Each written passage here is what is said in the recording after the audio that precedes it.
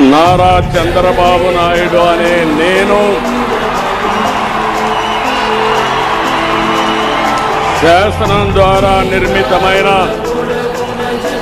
భారత రాజ్యాంగం పట్ల నిజమైన విశ్వాసం,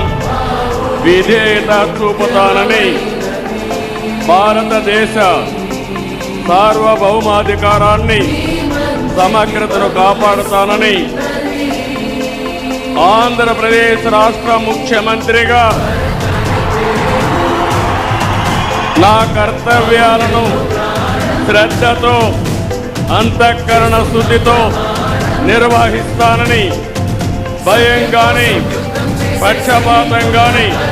రాగద్వేషాలు కానీ లేకుండా రాజ్యాంగాన్ని, శాసనాలను అనుసరించి ప్రజలందరికీ న్యాయం చేకూరుస్తానని దైవ సాక్షిగా ప్రమాణం చేస్తున్నాను.